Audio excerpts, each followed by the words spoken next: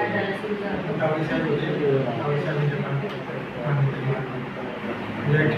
अडचणी येत होत्या सुरुवातीला, त्यातनं पुढे अपग्रेड म्हणजे 7वी नंतर 8वी 11वी 12वी सगळेच स्टेप बाय स्टेप त्यांची फी तसं बघायला गेल्यानंतर बाहेर जास्त आहे.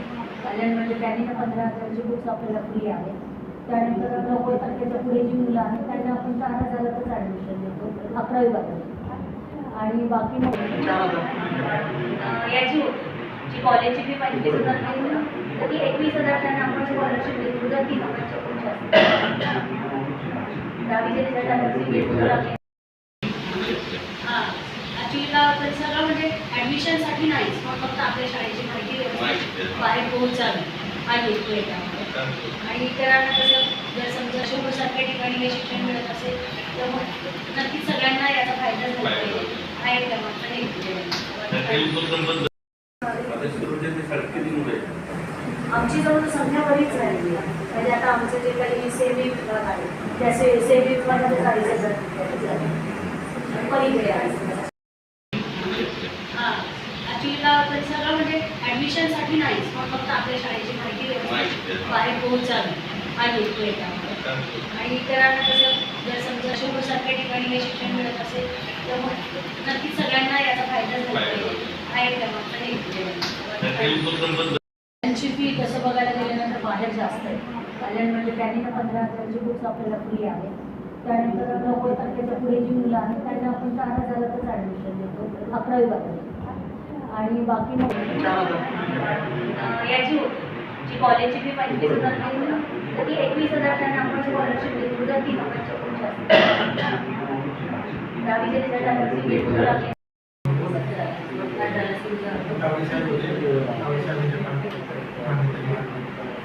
ॲक्च्युली अडचणी येत होत्या सुरुवातीला, त्यातनं पुढे अपग्रेड म्हणजे 7वी नंतर 8वी 11वी 12वी सगळेच स्टेप बाय स्टेप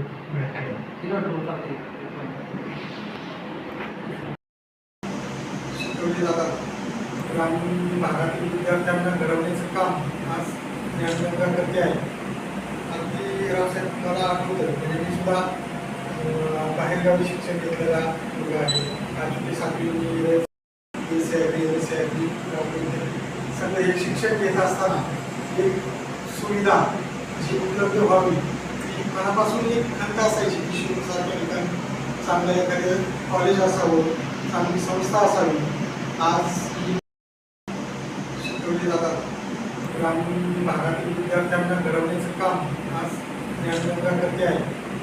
अगदी रावसाहेब मला आठवतं, म्हणजे मी सुद्धा बाहेरगावी शिक्षण घेतलेला मुलगा आहे. 5वी ते 7वी शिकवली जातात.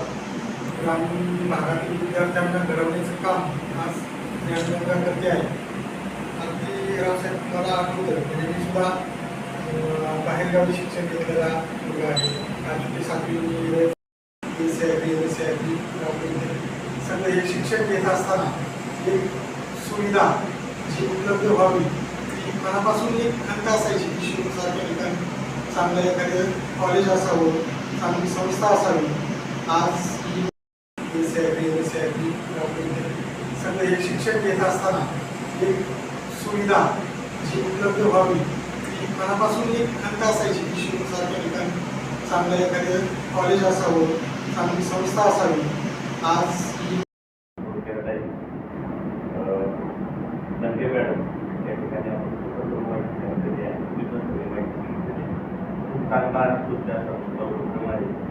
त्या सुविधा ग्रामीण भागात मिळत नव्हत्या. त्यासाठी मुलांना जावं लागत होतं आणि त्यांनी सांगितलं होतं किती पैसे लागतात. तर सगळ्या दंगे मॅडम या ठिकाणी आपण खूप चांगला उपक्रम आहे. त्या सुविधा ग्रामीण भागात मिळत नव्हत्या. त्यासाठी मुलांना जावं लागत होतं आणि त्यांनी सांगितलं होतं किती पैसे लागतात. तर सगळ्या सगळं हे शिक्षण घेत असताना एक सुविधा जी उपलब्ध व्हावी ती मनापासून एक खंत असायची की शिरूरसारख्या ठिकाणी चांगलं एखादं कॉलेज असावं, चांगली संस्था असावी. आज लंके मॅडम या ठिकाणी आपण माहिती सांगितलेली आहे. माहिती सांगितलेली आहे. खूप चांगला सुद्धा उपक्रम आहे. ज्या सुविधा ग्रामीण भागात मिळत नव्हत्या त्यासाठी मुलांना त्या ठिकाणी जावं लागत होतं आणि त्यांनी सांगितलं होतं किती पैसे लागतात. तर सगळ्या शिकवली जातात. ग्रामीण भागातील विद्यार्थ्यांना घडवण्याचं काम आज ज्ञानगंगा करते आहे.